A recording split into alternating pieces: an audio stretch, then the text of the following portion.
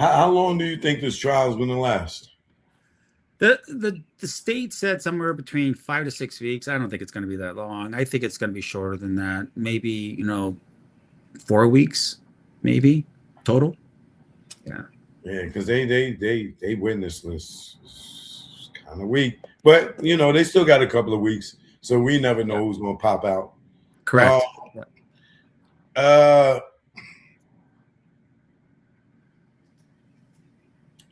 what's your experience with murder trials? Have you had a few?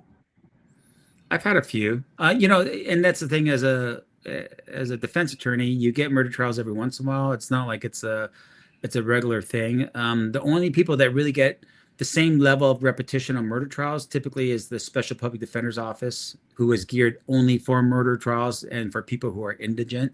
So people in private practice, for instance, don't really get the same repetition with regards to murder trials. But look, I mean, from a technical point of view, it's the same fact pattern. It's the same level of proof that the state has to give, and that is whether it's a murder or whether it's a stolen vehicle, there are elements to the crime of each that the state has to prove beyond the reasonable doubt. The difference between the two is the loss of life. And we always value the loss of life over the stolen vehicle case, right? But ultimately, at the end of the day, that's the emotional component to the loss of life is that we acknowledge it as human beings and we say, hey, a man died here or a person died here. Right. Not this, oh, this Corvette was stolen. We don't have the same level of thing, but still, it's the same burden, and it's the same argument that I would have to make up there in terms of that audience. So, yeah, in terms of the murder trials and so forth, I think I've done 9 over the course of the time. I've had, I think 3 acquittals on it, something like that. Okay. So, are you ready to deal with this crazy world of public social media going in and out of the courthouse? And are you ready to? Because I'm telling you, it's going to be a circus. I don't And know, there's man. no rapper like Tupac. I'm telling you, it's going to be a circus. I don't know. I mean, I talk about with my team here, and I don't know. I mean, I know people will be interested in it because we all have a connection back to the music, at least through the music, right? Maybe not to the lifestyle, but definitely to the music. So you're gonna have a lot of people with eyes on this case. I don't know. I mean, we had OJ here on the other trial that he did Yeah, in yeah, Clark County, and that was over the Heisman Trophy and the stuff that he yeah. had, right? The robbery case. There was a circus. I mean, people were lined up outside. You had tents outside set up for all the different media coverages and so forth. Well, it's because I think on some level, people were, there was people that said, "Hey, we didn't like the verdict first time around. We want to see a different result." I think there was a feel there about this case that was a little different.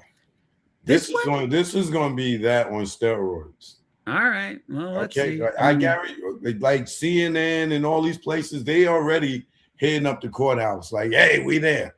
But I'm telling you, this is going to be huge, and I'm wishing you the best luck on this. You know what I'm saying?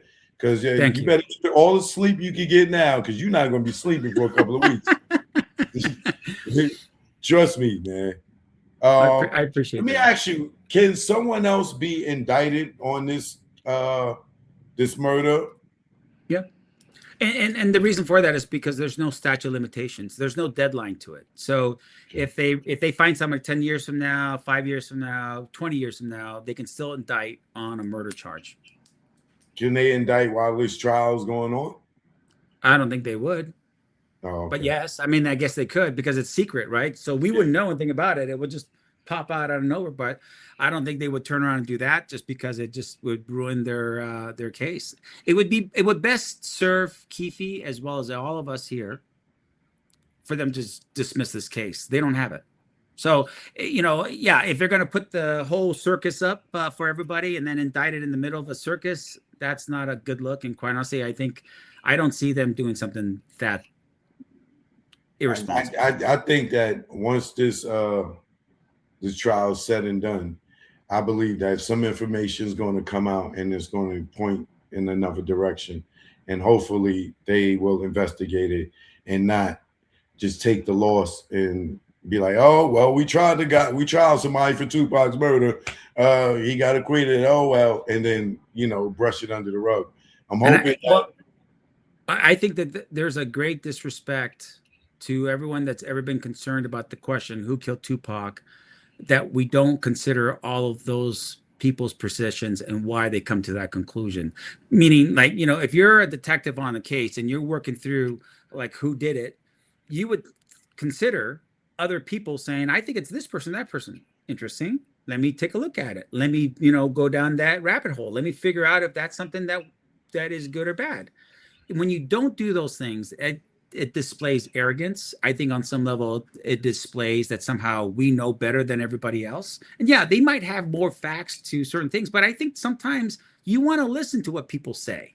You want to say, hey, you know what? Somebody is saying, look, I think it's this or I think it's that. Take a look at this video. I think somebody a while ago, I can't remember where I was talking to, was like, well, I don't, you take a look at the video because I don't think that's Orlando. Like, I think the clothing that person's wearing is not the clothing. Yeah. Because they see the 13 on his jersey, and then in the scuffle, you don't see it, but I believe his shirt got pulled over his head. Yeah, and one, yes, exactly, those kinds of things. But once again, if you don't have a person who takes on the case, 2017, that's what, maybe about 25, 24 years, that you don't look in the past and you see what people have done up to that point, you're doing a huge disservice, not just to yourself as the investigator, but I think to just the system as a whole. And that is, more eyes on a case can help a person solve the crime. And when you say, I don't care, I'm not going to care about this book, this thing, that podcast, this podcast, I think you're doing a huge disservice to the quality of your investigation. So that's what I'm saying. Like, I think, yeah, in the future, maybe they find more evidence this way or the other way. I don't know. Why didn't they subpoena Brent Becker? Because Brent was the original detective on the case. Oh, and so why wouldn't they subpoena him? His name isn't on the list. Well, that's a good question, isn't it? I thought you mentioned that. I thought you said Becker was on the list. No, I did. He's not on the list? Let me double check.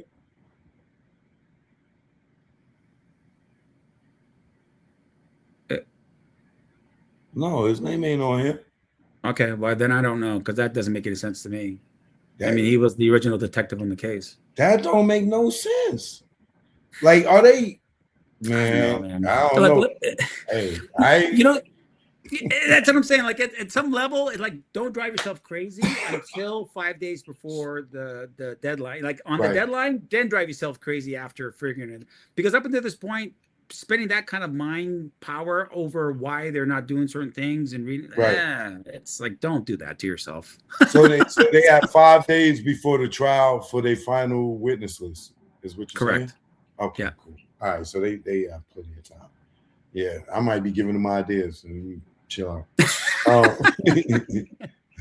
Well, you know what? Look, here's the thing. At some point, joke, we all want the truth and we want the facts. That's all. Right. Wherever that may lay, however that may go, we need to just say, okay, let's follow facts and accept whatever those facts tell us at the end of the day. Not try to spin it, color it, make it into something else, not call certain witnesses you want to hide certain things. Dude, just call the facts, call it balls and strikes as it goes down the line. That's the thing with this case, and that's why I think I'm on some level irritated with why they would even charge this case, because I don't think they have the facts. Like, I think that's what is so irritating about this case. I think the media pressure is what made them do it ultimately, but can you talk about any of the discovery that you received? No, I mean, once again, it's I can't violate the ethical rule with regards to pretrial publicity. It's not a good look, and quite honestly, I don't want to jeopardize the defense. I don't want to get in trouble for something. It's just going to be distracting. I don't want to do that. Okay, and what's going to be the difficulty of picking the jury in this situation? Because who don't know who Tupac is? Well, that's the thing. I think we all can say we all know who Tupac is. I was having dinner a few weeks ago with a retired professor, 73-year-old man who taught at Brigham Young University, Mormon school up in Utah. And he had asked me what case I was working on. And I said, oh, it's this case involving Tupac. And he goes, Shakur? And I went, right? 73-year-old man sitting there, professor at BYU, and he's like, Shakur? And I'm like, yes, that's right. And I remember thinking, like, how the heck does he know that? But I forget, and I think we all forget, that man 30 years ago was 40. I'm 52. I would think on some Right. level I would know who that is 40 when I was 40 in Right. 1996. I would so I forget. Most times old people we don't want on or we do want on because this is not one of those cases where old people are going to be irrelevant. It's really more of the younger people. It's the ones that have grown up not knowing who Tupac Shakur is. That Right. that's the real question of the day. Are those the jurors that you want on a jury like this? Now, every juror is asked the question: can you be fair and impartial to the state of Nevada as well as to the defendant in this case? And if the person says no, I cannot, then they're excluded. They're like, thank you for your service, because we want people who are going to be fair and impartial to both sides. Even if the person gets up there, wears a Tupac shirt, and gets up there and says, I listened to all the music. If that person says to the judge, yes, I can be fair and impartial, that person remains on the jury panel until such time as either side strikes that person. So, Right. So I think everyone wants to say, yes, I'll be fair and impartial. And I think ultimately at the end of the day, people want to do the right thing here. There's going to be so many eyes on this case and so much pressure that whoever is going to be selected as the 12 is going to really do a good job. They're going to listen to all the evidence. They're going to take notes because they know that too many people are watching this case. It's not like some nameless shooting that occurs that they can be like, I can sleep through this. And I've had jurors sleep, like literally just, right? And you're looking like, oh my gosh. And you're sitting there and they said, oh no, I can be fair and impartial on the very first day. The path. So to me, this isn't going to be one of those cases. No one is going to sleep through this case. People are going to pay attention. And I think for the most part now, I think most people are skeptical of our government. They're skeptical of our law enforcement to a different level that at the time of OJ's case with, Johnny Cochran, given his closing, we have an inherent feel that, hey, we don't necessarily believe everything that's coming from our people that are in authority positions anymore. So as a result, now it's a different feel, and I think it's the same level of skepticism, but in a different way compared to the OJ case. Yeah, and a lot of people believe that Suge Knight included, law enforcement was involved with this murder. Which will it come out in the case? Probably not, but we will see. Allegedly. Yeah, allegedly. Yeah. Well, on that note, you got a couple of weeks to get ready. You know what I mean? You want to holler at your barber. You got to be sharp. You got to get you a stylist. You know what I'm saying? Get you a nice stylist. You know what I mean? You got to don't come in the courtroom not looking sharp. You got to come looking sharp, baby. The camera's gonna be on. Now, but lastly, how is Dwayne Davis doing spirit-wise? How is he feeling about this trial being right around the corner? I think on some level, like every other person, when the day starts to arrive, you start to think, is this really the day? Every other attorney has always said, we're not going to continue this trial. This is going to go forward, and everyone's continued this trial. And that's the number one question that's always been asked is, are you sure it's going to go on August 10th? And I think even he is now realizing, no, this is going to go August 10th. So as much as there's been, he's very happy with where we're at. We are moving in a direction and at a speed that obviously he's amazed by, because it's like we're seeing him daily. We're going over things with him, and on top of it too, he's hearing it from everybody else. These guys are, they're meaning business. They're not screwing around with this. He's happy about that. He's also concerned about his family. There's a part of him that, when this arrest had occurred initially, his wife and his son had to relocate and not share his location or their locations. Yeah. And so there's a part of him that's a little bit apprehensive about that. There's nothing he can do, but he definitely wants his day in court. This is, like I said, this is a First Amendment issue. Right. This is freedom of speech. Can a man write a book as heinous some people might think about what's in the book, can he write the book and be protected under the First Amendment because he has a right to do so, or because of the fact that he writes something that is offensive to people, that somehow he gets found guilty of it as if it was true, right? So I think there's a part of him that just wants to step up and just get this thing in front of a jury and go that route. So that's where he's at. Yeah, because it's like, in situations like this, he's just running on the treadmill.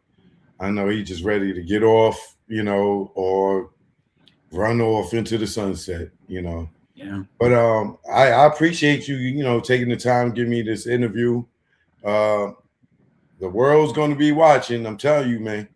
Get you some gators, Well, look, I'll tell you this one last thing, Choke, just because I've observed this about you. We need more critical thinkers.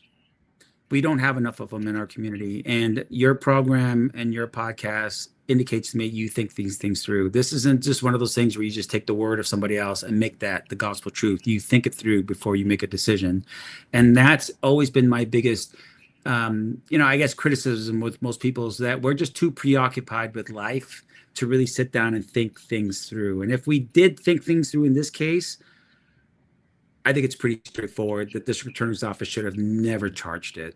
So in my opinion, the way I'm looking at the world right now is if I get 12 of you on that jury, and it's not 12 of you saying that you want to just vote for Keefe not guilty, but 12 of you get on there and say, no, let's take a look at the evidence. Let's see what are really facts in this case and see whether the state has proven its burden beyond reasonable doubt. I'm telling you right now, this would be a good day for us 5 weeks from now, 6 weeks from now. But once again, it's having people like you who can critically think this thing through and not just take it at the face value of some talking head or some TikTok or some Instagram post, Yeah. Right. And my question to you is, and you don't have to answer it, but hopefully the prosecutor's watching, right?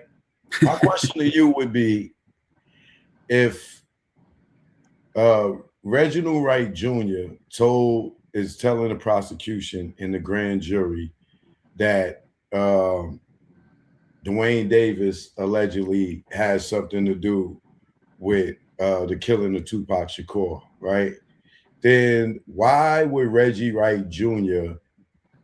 Or Reggie Wright Sr., Officer Reynolds, Edie Falls, David Kenner all meet up with Keefe D in Orlando allegedly after the fact and give him $60,000 to go testify for Suge Knight at a probation hearing if they knew that from the day of that they were the shooters? Why would they allegedly the shooters? Why would you sit down with the shooters a couple of weeks later, give them $60,000 cash to go and testify for Suge in a parole or probation hearing, and then turn around later, 25 years later, if you felt this guy was the guy that killed Tupac, why are you booking him for interviews and you worked for Death Row or your company was working for Death Row from all the way from 30 years ago to today? You still have a relationship with the guy you said that killed Tupac, right? How does that make sense to anybody in the prosecution's office, or in your case, how does that make sense of you got a guy that's testifying in the grand jury saying this guy did anything, but this guy that's testifying in the grand jury has a working relationship with this guy up until he got indicted? Once again, the bigger problem that we have is we don't know why they believe that they had the evidence beyond a reasonable doubt. Remember, from the beginning, the Clark County District Attorney's Office has said, we won't even charge a case unless we believe beyond a reasonable doubt that the person's guilty. They won't even go through the process because unless they believe that to be true, right? So it's not in probable cause. They believe beyond reasonable doubt. The problem with this case, and I think going back to this idea, is who gets to charge the case? It's the Clark County District Attorney's Office. And you look at the file a certain way, you look at the evidence a certain way, and you see it and you go, what the heck is this? And I think most people would look at it from a reasonable person point of view and be like, what is that? They have a duty to follow the evidence as it leads them, not have a theme or theory and then just shoehorn everything into the theme of theory and get everything out. So your question to me is, I don't know, ask them, because at the end of the day, that's their thing. They're the ones who says they have it beyond reasonable doubt. Well, I'm going to be curious to see what exactly they have beyond reasonable doubt, because if whatever is they presented to the grand jury has to go through me. So at the end of the day, yeah, why they need to do this, I don't care. Just bring it on. They got to go through me before they get to the end for that jury now to say, yeah, that's a fact. We'll accept that as a fact. Bring on all those witnesses, because I don't think they got it. Yeah, and seeing, I don't, like I said, I don't know if that's Reginald Wright, senior or junior on that witness list, but it's just very odd that he would be a witness, in my opinion, when he should be a suspect allegedly.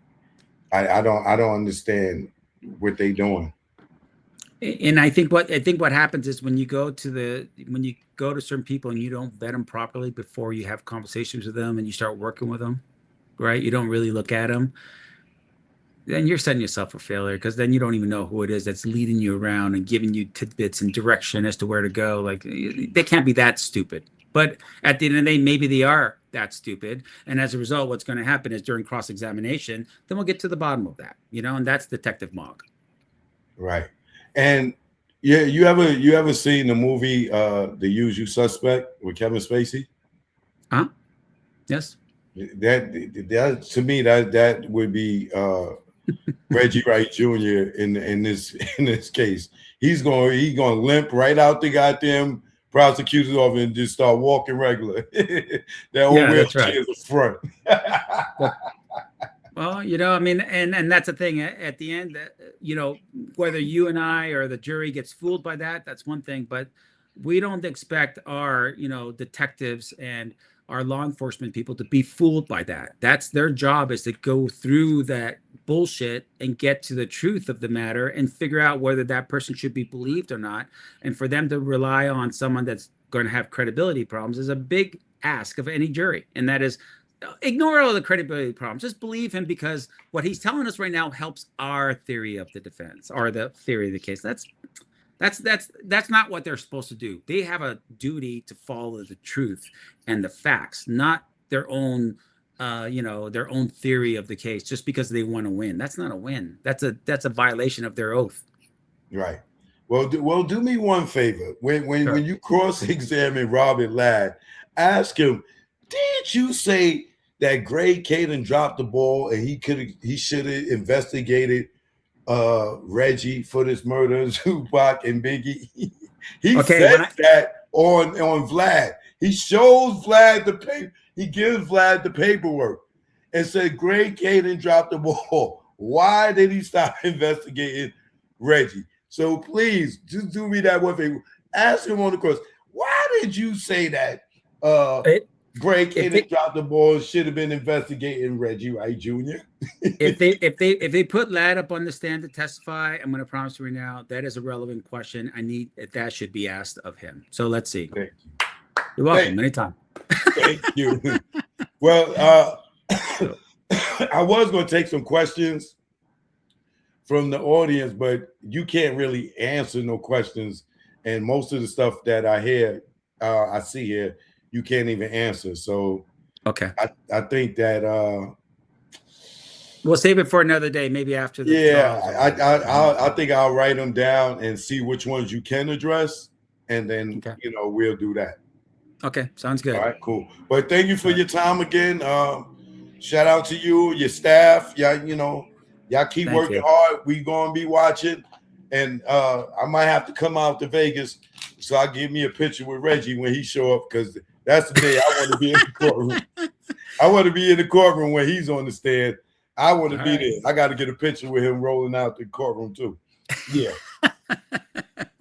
All right. But you do that. We'll be here. You have a good one, and thanks again for your time. I appreciate you, and good luck to you. All right. Thank you, Chuck. Appreciate it. Thank you. All right. Take care. Choke no joke. You already know.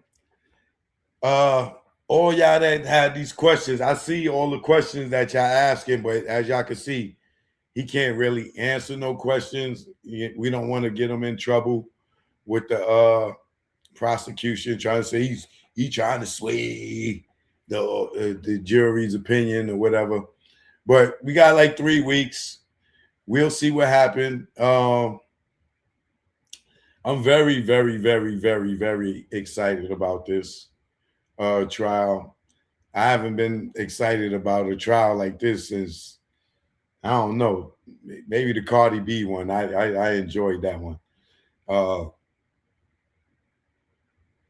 The defense and the defense in the Cardi B case, they embraced me. They damn near had me pull a chair up over there because when they was taking them breaks, I was drilling them. Y'all gotta, and they went in and they won it. So this is gonna be another one of those joints where I will be watching and commentating, and all of y'all will be watching. I know I might have to go to the courthouse and report live from the courthouse, but I definitely want to be there when my man Roden Rat Jr. get up there and start ratting. I'm gonna come in there with I'm gonna wear a Raid shirt.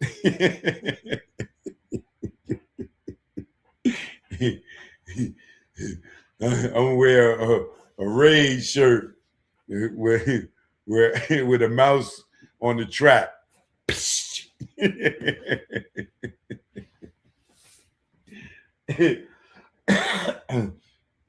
Roden Rat Jr. We got the witness list. We see who ratted. Reggie name is on the rat list. Marv James name is on the rat list.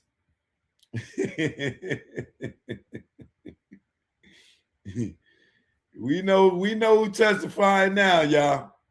I got the list. I would show y'all, but these other fake ad YouTubers,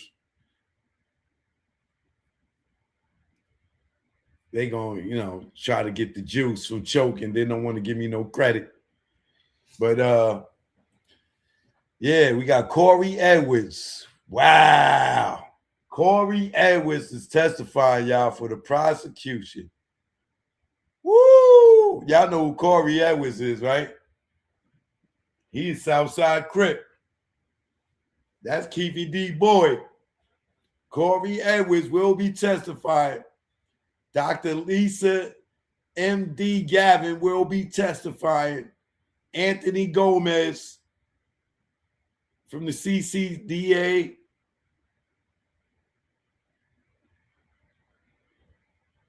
Who else? Malcolm Greenidge.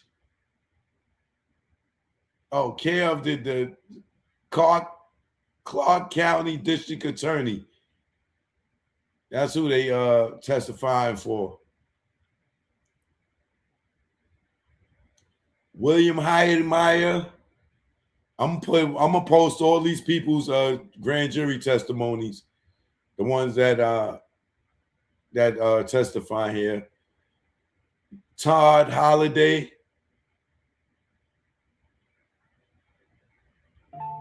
Leonard Jefferson. I think that's the guy that took the picture. Robbie Ladd. Dirt Dog. Kevin Manning. James McDonald, a.k.a. Marv James, will be testifying that he's seen them in the Cadillac. Marv James, don't be mad when they start calling you a rat.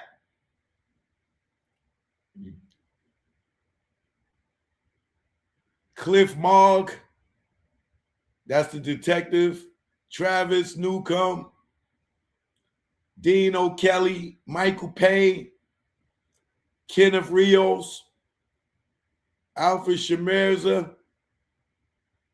That's the girl Ingrid Stokes that was in the Sebring. Roger Sinclair Williams, and Roden Rat Jr. Well, I don't know. It might be Roden Rat Pops. They just say Reginald Wright. Don't say Lowell Burn.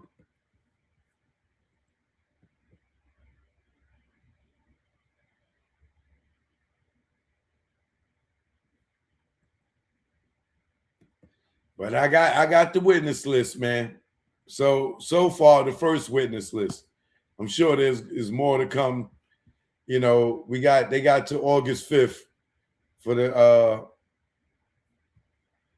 what you call it, the last to give up the final for the witness list. But yeah, man.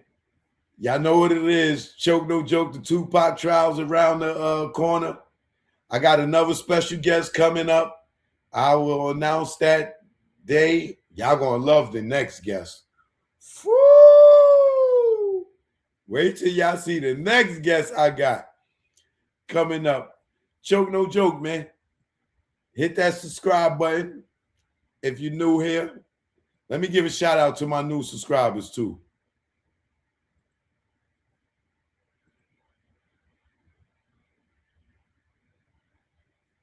We got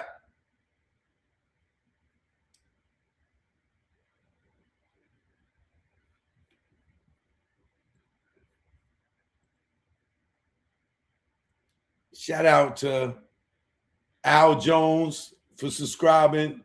Jamel's mom. Thanks, Jamel's mom. Lee Threezy. Camu Brothers. Good Music Showcase Series. JP Gorham. See, as you can see, I show love to the people that subscribe to my channel. All right. Mel Owen, what up? Lil Zach. Fillmore Green. Jason Gilmore. Thank y'all all for subscribing to the channel. All right. That's love. That's how you show love over here.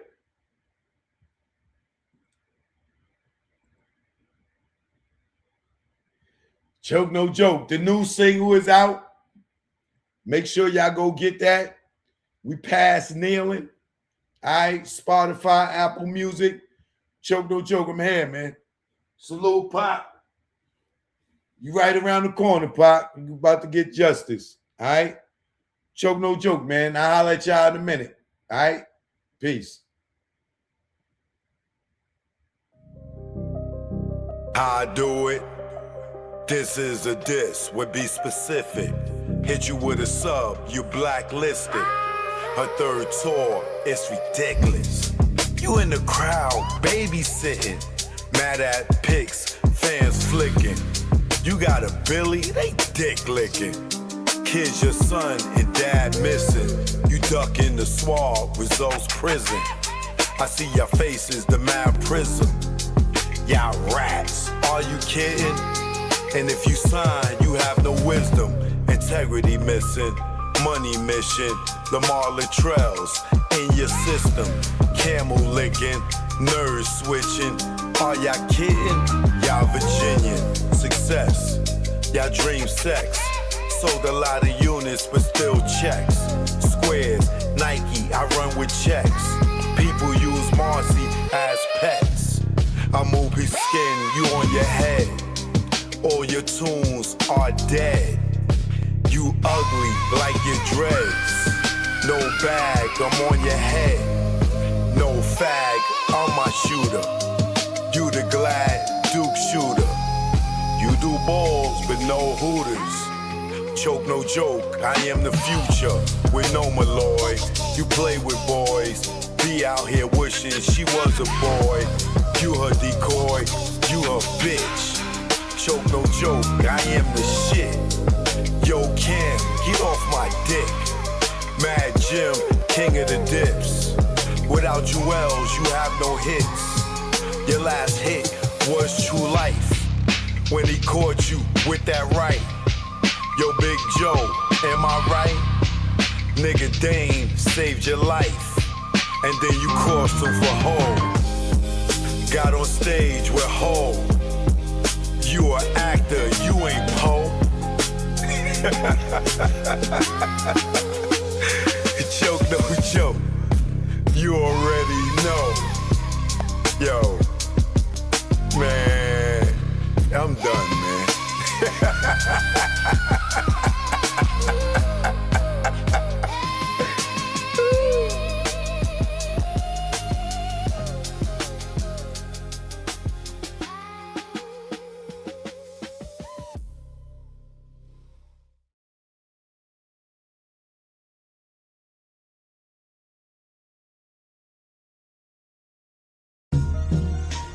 choke, no joke. Yeah.